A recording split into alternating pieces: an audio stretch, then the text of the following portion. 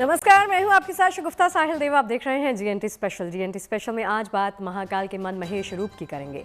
शिव नवरात्र के पावन पर्व के मौके पर भगवान महाकाल के दरबार में आस्था का समंदर उमड़ रहा है। महाशिवरात्रि अब कुछ ही दिन दूर है और उमा महेश के मिलन उत्सव से पहले उज्जैन के महाकाल मंदिर में शिव नवरात्र की धूम है। महाकाल ज्योतिर्लिंग मंदिर में महाशिवरात्रि से पहले 9 दिनों का शिव नवरात्र पर्व मनाने की परंपरा रही है।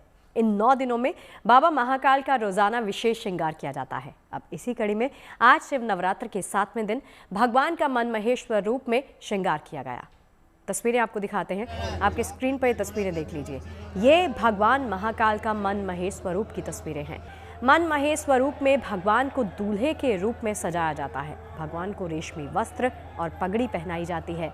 मुकुट, मुंडमाल और रुद्राक्ष के साथ भगवान का श्रृंगार होता है। भगवान को फूल, भांग, चंदन अर्पित किए जाते हैं। मान्यता है कि महाकाल के मन महेश स्वरूप के दर्शन करने से मनोकामनाएं पूर्ण होती हैं। यही वजह है कि मन महेश के दर्शन करने के लिए दूर दूर से लोग महाकाल के दरबार में आते हैं। वास्तव में महाकाल के दरबार में 9 दिनों तक चलने वाला ये उत्सव भक्ति भाव, साधना और शिव आराधना का अद्भुत संगम है।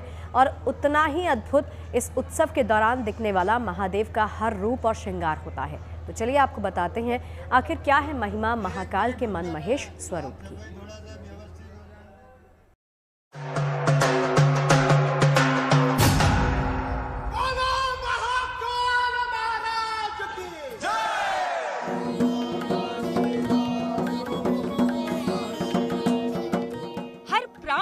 जिनका अधिकार, वो महादेव, वो विश्वनाथ, गले में मुंडों की माला, देह पर सांपों का जाल, ऐसे हैं काल के भी काल, महाकाल।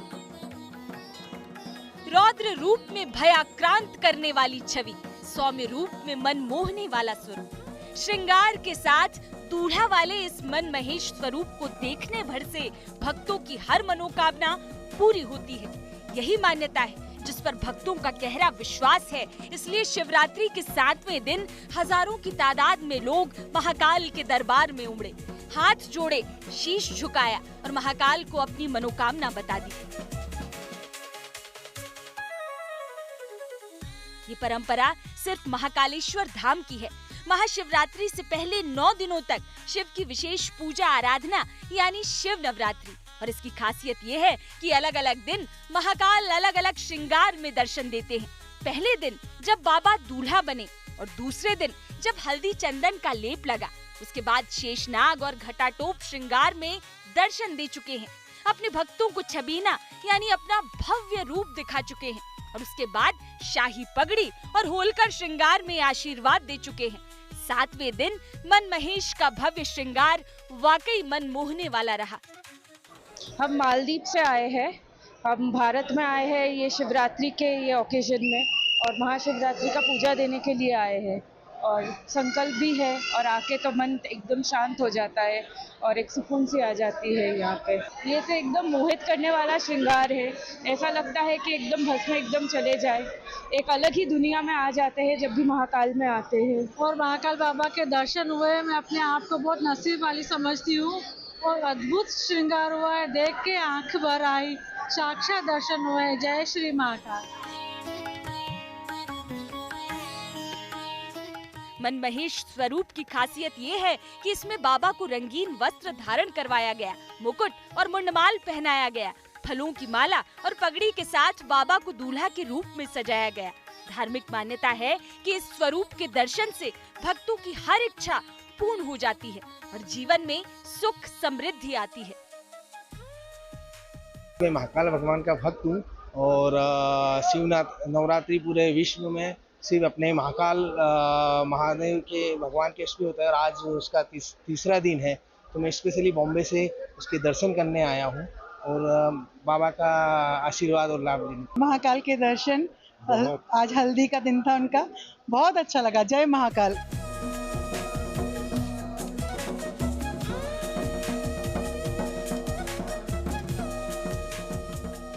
देश के अलग अलग हिस्सों से हजारों की तादाद में शिव भक्त रोज महाकालेश्वर धाम आ रहे हैं, क्योंकि उज्जैन में शिव नवरात्रि का ये त्योहार अनोखा है।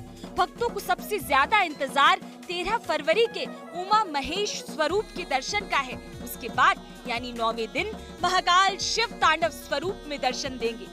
9 दिन 9 स्वरूप, इनमें से किसी एक का भी दर्शन महाशिवरात्रि की पूजा की तरह ही फलदायी माना जाता है। उज्जैन से संदीप कुलश्रेष्ठ के साथ bureau report, good news today.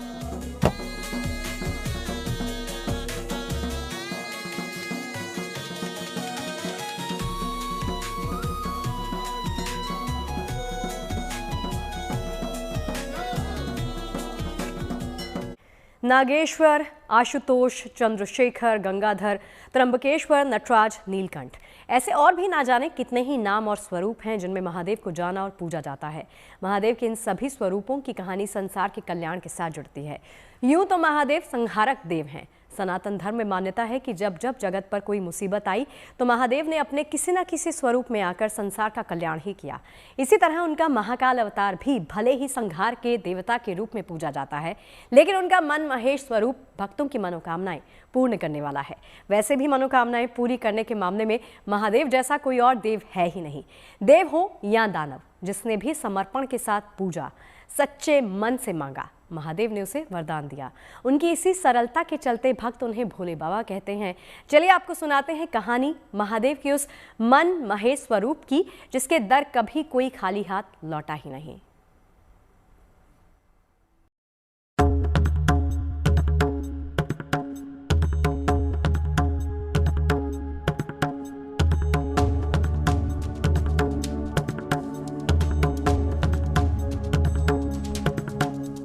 भजले जो भी भाव से, रहे न खाली हाथ। सुर नर मुनि दानव भजे, सबके भोलेनाथ। तीनों लोकों के स्वामी, संसार के रक्षक, काल के संहारक, देवों के देव, ये सभी नाम परिचय हैं महादेव के। लेकिन वास्तव में भक्तों के लिए महादेव का विस्तार समाया है उनके सबसे प्यारे, सरल और बेहद लोकप्रिय नाम में, भोलेनाथ। भक्तों के लिए महादेव वाकई भोले बाबा है। भोले भाले, अत्यंत भावुक, सरल, दयालु और कृपालु, छल कपट से इतने दूर हैं कि देव हो या दानव, नाग हो या मानव, पशु हो या पक्षी, जो भी सच्चे भाव और समर्पण से भजता है, भोले उसी के हो जाते हैं। जो मन से तपस्या करता है उसे तुरंत वरदान दे देते हैं। उनका यही निश्चल प्रेम, सहजता और करुणा उन्हीं सभी देवताओं से अलग बनाती है। शिव पुराण और दूसरे ग्रंथों में अनेक कथाओं का उल्लेख मिलता है, जहां भगवान शिव अपने भक्तों से शीघ्र प्रसन्न होकर उन्हें तुरंत वरदान दे देते हैं। कई बार वे असुरों को भी बेहद शक्तिशाली वरदान दे देते हैं, जिससे संसार में असंतुलन पैदा हो जाता है। लेकिन यही तो उनका भोलापन है कि वे किसी के साथ भेदभाव नहीं करते। लेकिन उनके इसी निष्कलंक और निष्कपट स्वभाव का फायदा कई बार देवों ने भी उठाया और दानवों ने भी। ये महादेव की सरलता ही थी कि जब रावण ने घोर तपस्या की तो भगवान ने उसे आत्मलिंग प्रदान कर दिया। लेकिन विधि का विधान था कि वो आत्मलिंग कभी लंका की धरती पर पहुंच ही नहीं पाया। बैजू ग्वाला के रूप में भगवान विष्णु देवघर में आत्मलिंग की स्थापना का निमित्त बने, जिन्हें आज सारा संसार बाबा बैद्यनाथ ज्योतिर्लिंग के रूप में पूजता है। ये कहानी बताती है कि वास्तव में भगवान शिव चिंतन, मनन, तप और शोध के देवता हैं। जो तपस्या करेगा उसको वरदान मिलेगा ही, फिर चाहे वो असुर ही क्यों न हो, क्योंकि कर्म का सिद्धांत यही कहता है।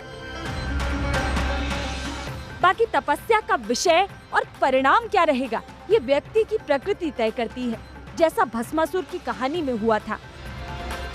शिव महापुराण की ये कथा बताती है कि एक बार भस्मासुर नाम के दैत्य ने घनघोर तपस्या करके महादेव को प्रसन्न कर लिया और भगवान से वरदान मांगा कि जिसके सर पर वो हाथ रखे वो भस्म हो जाए। फिर क्या था, भस्मासुर की भक्ति से प्रसन्न होकर भोलेनाथ ने तुरंत वरदान दे दिया। भगवान भोलेनाथ भोले हैं, जो उन्हें प्रसन्न कर ले उनके मन की कामना पूर्ण कर देते हैं। तो भस्मासुर की भी मनोकामना को पूर्ण कर देते हैं, कहते हैं तथास्तु। परंतु भस्मासुर तो कपटी था, छल करने वाला था, द्रोही था। ऐसे में भगवान शिव को ही भस्म करने के उद्देश्य से उनके पास पहुंचता है भगवान शिव। वहां से भागने लगते हैं। भागते भागते भगवान शिव ब्रह्मा जी के पास पहुंचते हैं, वृतांत सुनाते हैं, परंतु ब्रह्मा जी कुछ नहीं कर पाते, कोई सहायता नहीं कर पाते। तब भगवान भोलेनाथ श्री हरि विष्णु के पास पहुंचते हैं, पूरा वृतांत सुनाते हैं। इसके बाद भस्मासुर के उत्पात से संसार और स्वयं महादेव को बचाने के लिए भगवान विष्णु ने हल निकाला। भगवान विष्णु ने मोहिनी रूप धरा और भस्मासुर को मोहित करने के लिए नृत्य करने लगे। मोहिनी के नृत्य पर मोहित होकर भस्मासुर भी झूमने लगा। भाव के आवेग में भस्मासुर ने स्वयं अपने सिर पर हाथ रख लिया और पलक झपकते भस्म हो गया।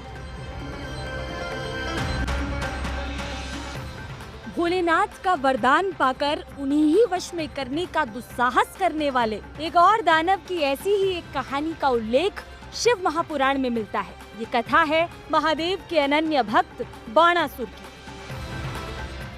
शिव महापुराण के अनुसार बाणासुर नामक दैत्य संपूर्ण विश्व पर अपना आधिपत्य, अपना शासन स्थापित करने के लिए, अपने पराक्रम को दिखाने के लिए भगवान शिव को प्रसन्न करता है, कठोर तपस्या करता है, जिससे भगवान शिव प्रसन्न हो जाते हैं और वरदान मांगने को कहते हैं। इस पर बाणासुर उनसे अत्यधिक पराक्रम का वरदान मांगता है तथा भगवान शिव से उसके नगर में निवास करने को कहता है। भगवान शिव भोलेनाथ हैं, वह वरदान स्वरूप उसे 1000 भुजाओं का वरदान देते हैं कि वह 1000 भुजाओं वाला हो जाए तथा उसके नगर में निवास करने का भी वरदान देते हैं। साथ ही बाणासुर उनसे कहता है कि वह अपना पराक्रम दिखाने के लिए एक महायुद्ध भी प्रदान करें। बाणासुर ने शिवजी को प्रसन्न कर 1000 भुजाएं वरदान में प्राप्त की। साथ ही शिवजी से अपने किले का रक्षक बनने का वरदान भी मांग लिया। कहानी आगे बताती है कि बाणासुर की पुत्री उषा ने स्वप्न में कृष्ण के पौत्र अनिरुद्ध को देखा और उन पर मोहित हो गई। तब बाणासुर ने अनिरुद्ध को बंदी बना लिया।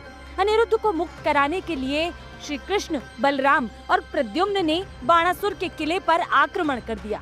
बाणासुर की ओर से भगवान शिव और कार्तिकेय स्वामी युद्ध में शामिल हुए। भक्त की रक्षा के लिए महादेव ने स्वयं नारायण के अवतार श्री कृष्ण से युद्ध किया। कथा के मुताबिक ये प्रलयंकारी शिव कृष्ण युद्ध लंबे समय तक चलता रहा। श्री कृष्ण ने अहंकारी बाणासुर की 1000 भुजाओं में से 998 काट दी, लेकिन अंत में महादेव के निवेदन पर बाणासुर को प्राणदान दे दिया। अपनी हार और अहंकार टूटने के बाद बाणासुर ने श्री कृष्ण से क्षमा मांगी और अनिरुद्ध उषा का विवाह स्वीकार कर लिया। भक्त की रक्षा के लिए भगवान से युद्ध करने का ऐसा उदाहरण संसार में महादेव की इस कथा के सिवा कहीं और नहीं मिलता। भोलेनाथ के कृपा सिंधु स्वरूप और उनके मनमहेश नाम को चरितार्थ करने की ऐसी ही कहानी गजासुर की भी है। ऐसी कहानी जो भगवान शिव की करुणा और मृत्यु के बाद भी अपने सच्चे भक्तों को सम्मान देने की भावना को दर्शाती है। गजासुर की कथा का उल्लेख कूर्म पुराण और स्कंद पुराण में मिलता है। इस कहानी के मुताबिक महिषासुर का पुत्र गजासुर महादेव के वरदान से बेहद शक्तिशाली हो गया। उसने ब्रह्मा जी से वरदान पाया कि कोई देवता, मानव या राक्षस उसे मार न सके और उसका शरीर इतना मजबूत हो कि कोई भी हथियार उसे भेद न सके। वरदान की ताकत में चूर गजासुर अहंकारी और अत्याचारी हो गया। तीनों लोकों में उसका आतंक फैलने लगा। तब देवताओं ने भगवान शिव से सहायता मांगी। भगवान शिव ने गजासुर से युद्ध किया, जिसमें गजासुर ने अपनी मायावी शक्तियों का प्रयोग किया, लेकिन शिव जी ने उसे परास्त कर दिया। गजासुर की एक आखिरी इच्छा थी कि उसका सिर हमेशा शिव के साथ रहे। शिव ने उसकी इच्छा स्वीकार की और गजासुर के सिर को काटकर अपने गले में धारण कर लिया। तभी से शिव जी को गजाधर भी कहा जाता है, जिसका अर्थ है गज का आभूषण पहनने वाले। शिव जी ने गजासुर के चर्म को अपने शरीर पर धारण किया और काशी में कृत्तिवासेश्वर रूप में स्थापित हो गए। ये सभी कहानियां बताती हैं कि शिव जी इन असुरों को उनकी कठोर तपस्या से प्रसन्न होकर वरदान देते थे, न कि उनके दुष्ट कार्यों का समर्थन करने के लिए। और वे वरदान ही अंततः उन असुरों के अंत का कारण बनते थे। और ऐसा भी नहीं है कि महादेव हमेशा असुरों को ही वरदान देते रहे हों। जिसने भी तपस्या की, महादेव ने उसे वरदान दिया। परशुराम जी ने शिव की तपस्या की थी तो उनको विशिष्ट अस्त्र मिला। नंदी ने तप किया तो उसे सदा अपने सानिध्य में रहने का आशीर्वाद दिया। भगवान राम ने भी रावण से युद्ध के पूर्व महादेव की ही पूजा की थी। यानी महादेव न वैभव देखते हैं, न योग्यता, न भव्यता, बस समान दृष्टि से सबकी भक्ति और भाव देखते हैं। भक्तों के प्रेम में बंध जाते हैं, अपने भक्तों की मनोकामना पूरी करते हैं, तभी तो मन महेश कहलाते हैं। लेकिन मनोकामना पूरी करने वाले मन महेश होकर भी वे जानते हैं कि मांगना आसान है, वरदान देना भी आसान है, लेकिन वरदान का उपयोग तभी हो पाएगा जब वो समाज और प्रकृति के लिए उपयोगी होगा। यानी वरदान पाने वाले का कर्म ही उसका भाग्य तय करेगा, जबकि स्वार्थ वाले वरदानों का हाल भस्मासुर और बाणासुर जैसा होगा। भोलेनाथ सब जानते हैं। Bureau report, good news today. अब देखिए, महाशिवरात्रि के पावन मौके पर देश भर में आस्था और भक्ति का अद्भुत संगम देखने को मिल रहा है। उत्तर से दक्षिण और पूरब से पश्चिम तक शिवालयों में श्रद्धालुओं की भारी भीड़ लगी है। मंदिरों की विशेष सजावट, अखंड मंत्रोच्चार और भव्य आरती और धार्मिक आयोजनों से वातावरण शिवमय हो चुका है। तीर्थ स्थलों पर मेले जैसा दृश्य है, जहां साधु संतों की साधना और भक्तों की आस्था इस पर्व को और भी दिव्य बनाती है। आइए देखते हैं देश भर से महाशिवरात्रि की विशेष झलकियां।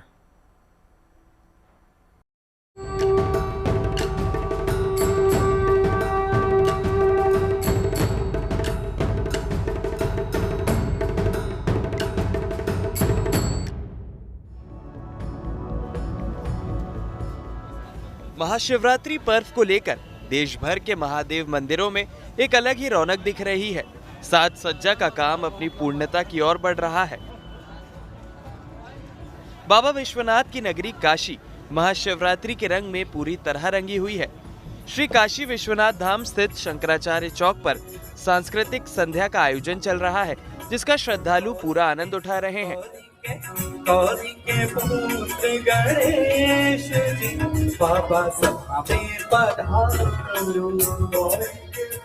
ये तस्वीरें सांस्कृतिक संध्या के दूसरे दिन के कार्यक्रम की है, जिसमें कलाकारों ने नृत्य, संगीत और भजनों की दिव्य प्रस्तुतियों से दर्शकों को मुग्ध कर दिया।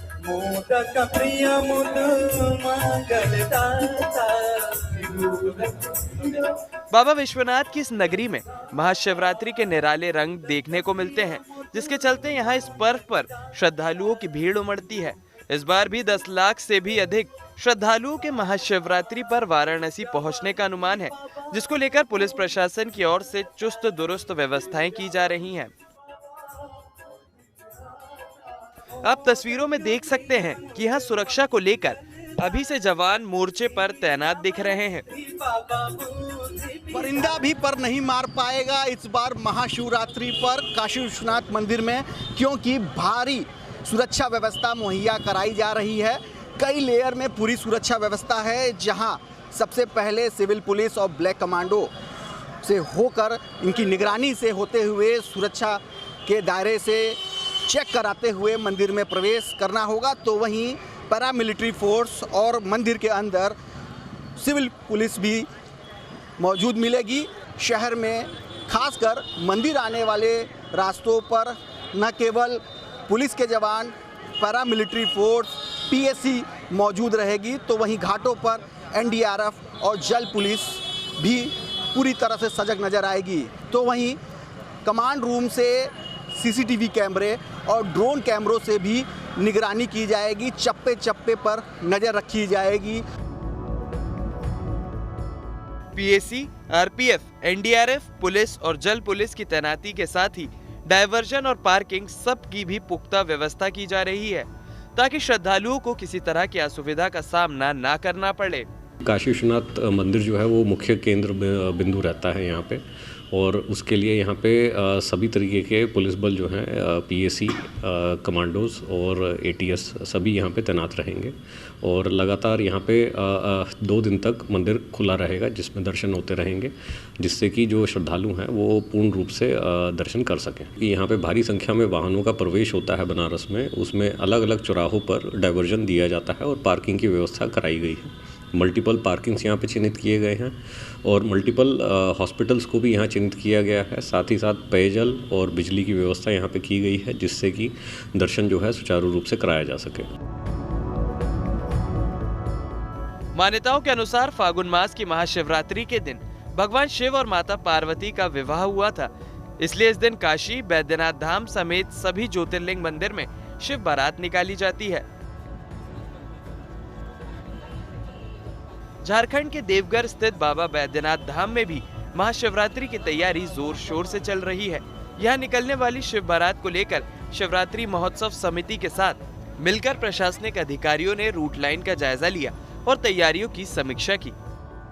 इस साल भी एक शिव बारात का आयोजन किया जाएगा, जो कि केकेएन स्टेडियम से निकलेगा। केकेएन स्टेडियम में हमारी शिव बारात के अवसर पर जितनी भी झांकियाँ प्रदर्शनी है, जो लगभग 30 साल से ज़्यादा से ये निकल रही है, वो वहाँ जमा होंगे और केकेएन स्टेडियम से हमारे शहर के विभिन्न रूट लाइन होते हुए फिर मंदिर की ओर जाएंगे। और तत्पश्चात ये शाम से रात तक होगा, देर रात्रि तक, और उसके बाद में फिर मंदिर में एक भव्य आयोजन होगा महाशिवरात्रि के अवसर पर। हमारी ये कोशिश है कि इसका बढ़िया तरीके से आयोजन करें। महाशिवरात्रि पर बैद्यनाथ धाम में श्रद्धालुओं की अपार भीड़ उमड़ती है। इसको लेकर सुरक्षा समेत तमाम तरह की सुविधाओं पर विशेष रूप से फोकस किया जा रहा है, ताकि किसी तरह की कोई असुविधा श्रद्धालुओं को ना हो। वाराणसी से रोशन जायसवाल और देवघर से शैलेंद्र मिश्रा के साथ bureau report, good news today. और चलिए जीएनटी स्पेशल की इस बेहद खास पेशकश में फिलहाल के लिए इतना ही। देश और दुनिया की तमाम पॉजिटिव खबरों के लिए आप देखते रहिए गुड न्यूज टुडे। नमस्कार।